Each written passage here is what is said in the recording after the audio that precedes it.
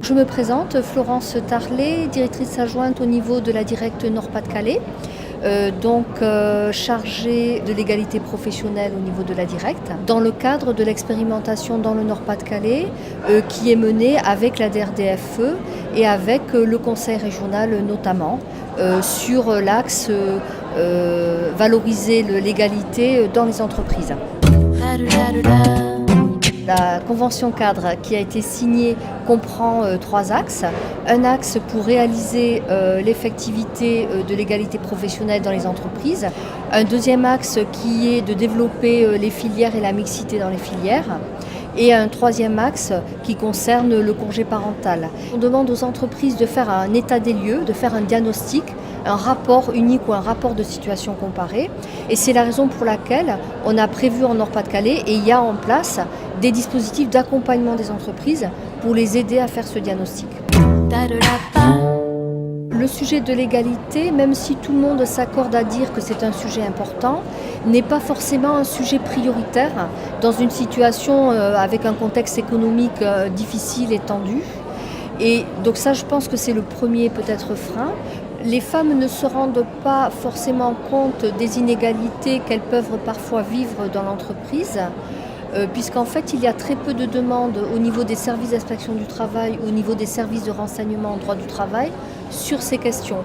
Pour autant, l'état des lieux INSEE qui a été réalisé dans la région Nord-Pas-de-Calais montre que cette inégalité existe. Ce qui montre bien que finalement, culturellement, on a une certaine habitude de cette inégalité et donc on n'en a pas forcément conscience. Dans un rapport de situation comparée, il avait été constaté qu'il y avait autant de femmes que d'hommes qui étaient partis en formation telle année. Et donc l'entreprise avait conclu sur le fait qu'a priori il n'y avait pas de souci. Et en fait, en analysant davantage les chiffres, on s'est rendu compte qu'il y avait plus de femmes que d'hommes dans l'entreprise, donc il fallait qu'il y ait plus de femmes qui partent en formation.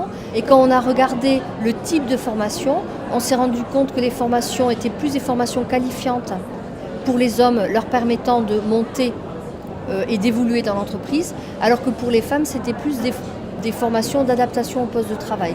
Et donc, le fait d'être allé plus loin dans le diagnostic a permis ensuite de mettre des actions de correction pour permettre de donner autant de chances aux hommes comme aux femmes.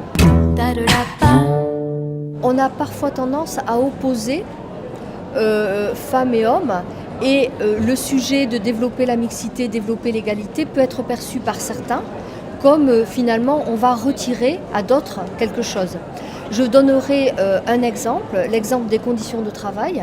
On se rend compte que dès lors qu'on travaille, on développe un regard genré sur les conditions de travail et que des femmes arrivent dans des secteurs professionnels où il y a traditionnellement peu de femmes, on améliore l'ergonomie des postes, ce qui a une incidence positive à la fois pour les femmes et pour les hommes qui occupent ces postes. Et si vraiment il y a un message à faire passer, c'est celui-là, c'est de dire que développer l'égalité permet à tous d'y gagner.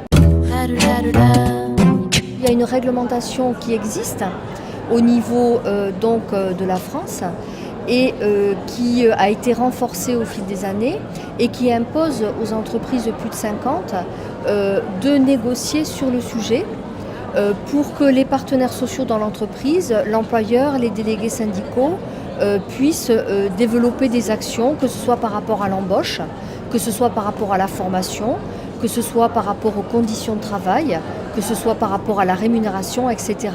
Donc puissent vraiment développer des actions concrètes pour faire avancer le sujet. On sait qu'il y a eu beaucoup de lois sur l'égalité professionnelle depuis 40 ans. Le choix qu'on a fait dans la région Nord-Pas-de-Calais, c'est d'impliquer les acteurs parce que c'est une nécessité complémentaire pour véritablement faire bouger les lignes. La loi dicte le cap, ensuite il faut la mettre en œuvre et en application et pour ça il faut que l'ensemble des acteurs dans les entreprises notamment, puissent se mobiliser. Et donc le travail de sensibilisation et d'information tel que ce forum par exemple, contribue à faire évoluer les choses.